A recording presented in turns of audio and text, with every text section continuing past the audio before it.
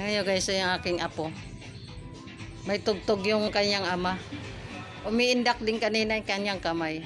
Mahilig din pala ito sa music. Yung ko lang napansin din. Kasi ngayon nga lang nagpatugtog yung aking anak. Ayan. Okay na. Lagay mo dito sa palad ko yung lobo mo. Ayan guys. Oh. Lakayan mo. Ito kahapon guys yung ginawa ko pa. Ayusin mo. Pinalitan ko kasi ng stem ng ano. Stem ng papaya. Ayan. Banding kami ng aking apo.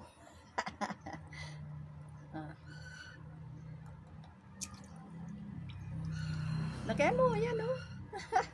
Puputok. Mainit pala siya. Mainit pala sa palad. Okay. Huwag mong tamaan ng straw nung ano. Pagka nalubo na, huwag mong tamaan. Hayaan mo sa kamay ko.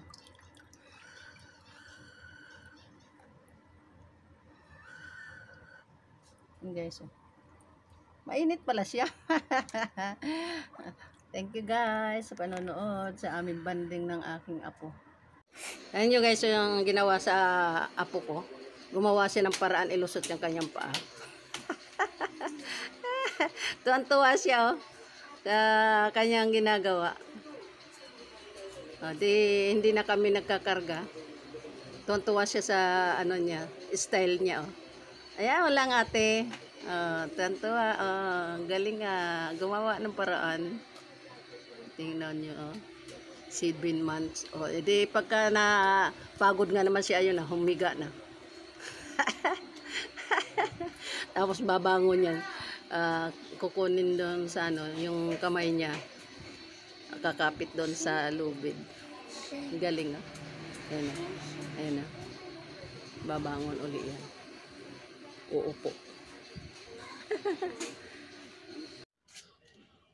Tingnan nyo guys, yung aking ginawa sa kanila. Yan o. Gawin mo uli. Yung kaganina. Ayun o. Uy, uy. Okay, sausaw dyan sa tubig. Mawawala ng ano, bula. Ayun o. Oh, yes. Oh.